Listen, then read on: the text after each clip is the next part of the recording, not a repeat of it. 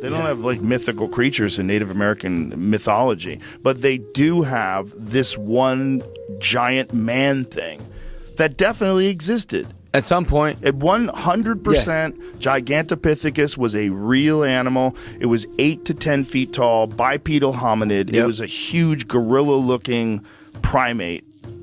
An event related to him by an Indian elder.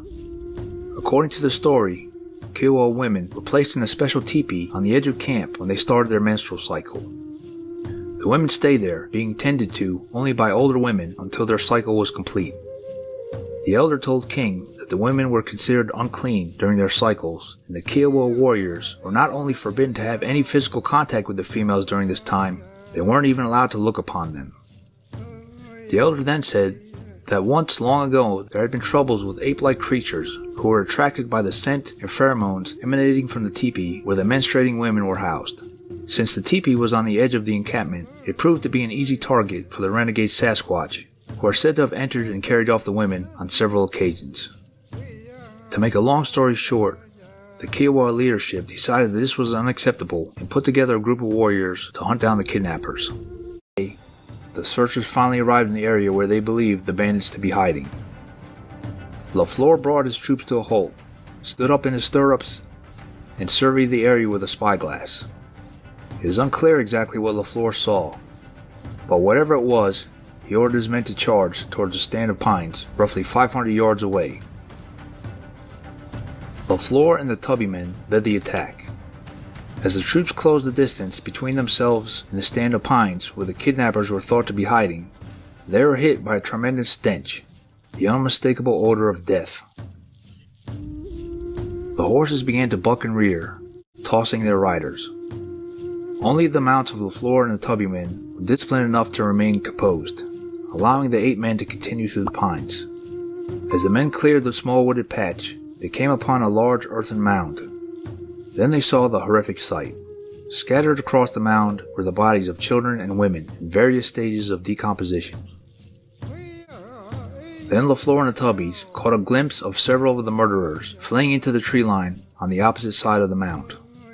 Only 3 of the killers stood their ground to meet their charge. It was at this time that the men realized they were not up against a human foe. Rather, standing before them, snarling and beating their chests, were 3 huge, hair-covered creatures. Enraged, LaFleur drew his pistol and saber, spurred his mount, and charged. As LaFleur approached the nearest Sasquatch, the beast took a mighty swipe, striking his horse in the head, killing it instantly.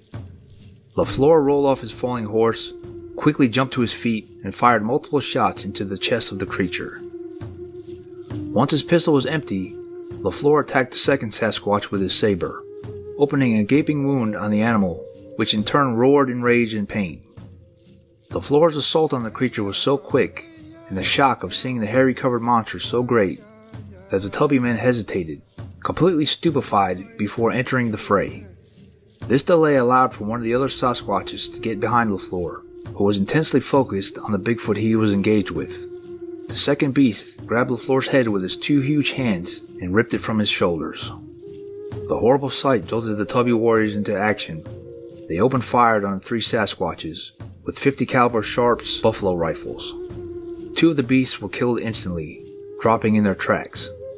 The third creature was wounded and fled. Robert Tubby, only 18 years old, spurred his horse and ran down the injured Bigfoot, dispatching him with his hunting knife. After gathering their panicked horses, the rest of the warriors joined them and surveyed the carnage. The bodies of dead women and children, mostly partially eaten, littered the area. The searchers did manage to track down the Sasquatch back to its lair and kill its entire family unit. The smell of decay, along with the terrible odor of the beast's feces, caused many of the men to vomit. After composing themselves, the men gathered the remains of the unfortunate women and children and buried them. They also buried their leader, Joshua LaFleur. As for the 3 ape-like monsters, their bodies were placed on a huge bonfire and burned. Their hellish task complete, the Choctaw warriors returned to Tuscaloosa, where it is said even the mighty Tubby men were plagued by terrible nightmares for years afterwards. Amazing story, is it not? But is any of it true? Well, according to Bigfoot researcher Jim King, the answer might be yes. This has been a Kinginati production. Thanks for watching. If you'd like to support the channel, links are in the description.